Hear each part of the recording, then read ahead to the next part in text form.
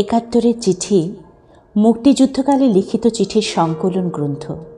প্রথমা প্রকাশন থেকে 2009 সালের মার্চ মাসে প্রথম প্রকাশিত হয়। বেশিরভাগ চিঠি লিখেছেন তরুণ যোদ্ধারা, অল্প শিক্ষিত যুবক, স্কুল কলেজের ছাত্র। সব চিঠি লেখক যোদ্ধা যুদ্ধে গেছেন দেশমাতৃকার লাঞ্ছনা ও গ্লানিমোচনের লক্ষ্যে, পরাধীনতার শৃঙ্খল ভাঙতে এবং স্বাধীনতাকে ছিনিয়ে আনতে। আজকে আমি যে চিঠিটি পাঠ করছি তা লিখেছিলেন শহীদ মুক্তিযোদ্ধা আমানুল্লাহ চৌধুরী ফারুক। চট্টগ্রাম সিটি কলেজের স্কুলের 10ম শ্রেণীর ছাত্র ছিলেন। নোয়াখালীর কোম্পানিগঞ্জ থানার বামুনীবাজারের দক্ষিণে বেড়িবাঁধের উপর পাকিস্তানি বাহিনীর সঙ্গে যুদ্ধে তিনি শহীদ হন।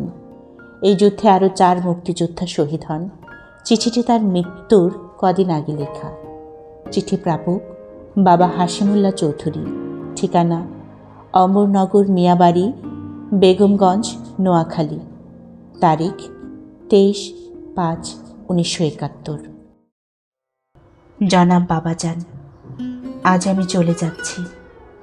জানি না কোথায় যাচ্ছি, শুধু এইটুকু জানি বাংলাদেশের একজন তেজতৃপ্ত বীর স্বাধীনতাকামী সন্তান হিসাবে যেখানে যাওয়া দরকার আমি সেখানেই যাচ্ছি। বাংলার বুকে বর্গি নেমেছে।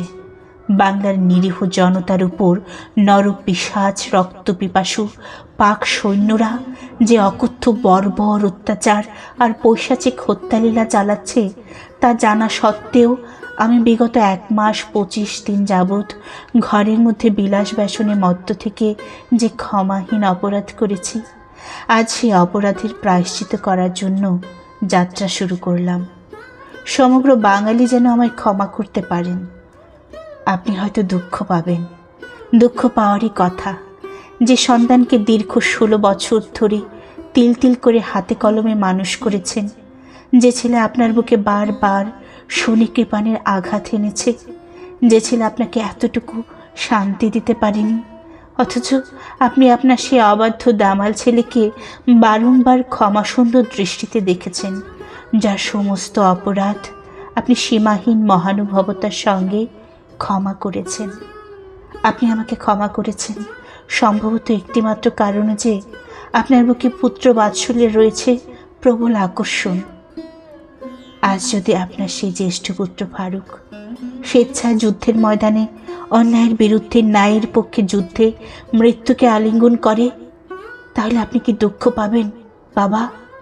আপনার দুঃখিত হওয়া সাজে না, কারণ হানাদারদের বিরুদ্ধে যুদ্ধে যদি নিহত হই আপনি হবেন শহীদের পিতা। আর যদি গাজী হিসেবে আপনাদের স্নেহ ছায়াতলে আবার ফিরে আসতে পারি, তাহলে আপনি হবেন গাজীর পিতা। গাজী হলে আপনার গর্বের ধন হব আমি, শহীদ হলেও আপনার অগৌরবের কিছু হবে না। আপনি হবেন বীর শহীদের বীর জনক, কোনোটার চেয়ে কোনোটা কম নয়। ছেলে হিসাবে আমার আবদার রয়েছে আপনার উপর। আজ সেই আবদারের উপর ভিত্তি করেই আমি জানিয়ে যাচ্ছি বাবা, আমি তো প্রবেশিকা পরীক্ষার্থী। আমার মনে কত আশা, কত স্বপ্ন। আমি প্রবেশিকা পরীক্ষায় পাশ করে কলেজে যাব, আবার কলেজ ডিঙিয়ে যাব বিশ্ববিদ্যালয়ের অঙ্গনে। মানুষের মতো মানুষ হব আমি। আশা শুধু আমি করিনি, আশা আপনিও করেছিলেন, স্বপ্ন আপনিও দেখেছেন। কিন্তু সব আশা, সব স্বপ্ন আজ এক ফুৎকারে নিভে গেল। বলতে পারেন এর জন্য দায়ী কে? দায়ী যারা, সেই সব নরঘাতকের কথা আপনিও জানেন। বাংলাদেশের প্রতিটি মানুষ ওদের কথা জানে। ইংরেজিতে একটা কথা আছে, mother and motherland are superior to heaven. স্বর্গের চেয়েও উত্তম মা এবং মাতৃভূমি। আমি তো যাচ্ছি আমার স্বর্গাদপি গড়িয়সী সেই মাতৃভূমিকে শত্রুর কবল থেকে উদ্ধার করতে। আমি যাচ্ছি শত্রুকে নির্মূল করে আমার দেশের মানুষের মুখে হাসি ফোটাতে। বাবা, শেষবারের মতো আপনাকে একটা অনুরোধ করব।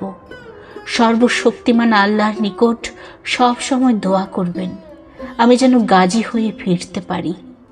আপনি যদি বদদোয়া বা অভিশাপ দেন তাহলে আমার ভবিষ্যৎ অন্ধকার। জীবনে বহু অপরাধ করেছি, কিন্তু আপনি আমায় ক্ষমা করেছেন। এবারও আপনি আমাকে ক্ষমা করবেন। এই আশাই আমি করি। আপনি আমার 100 কোটি সালাম নেবেন, আম্মাজানকে আমার কদম বুসি দেবেন এবং আল্লাহর কাছে দোয়া করতে বলবেন। ফুফু আম্মাকেও দোয়া করতে বলবেন। ফয়সাল, আফতাব, আরজু, অ্যানি ছোটদের আমার স্নেহাশিস দেবেন। আমার জন্য দোয়া করবেন আর সব সময় হুঁশিয়ার থাকবেন। ইতি আপনার স্নেহের ফারুক।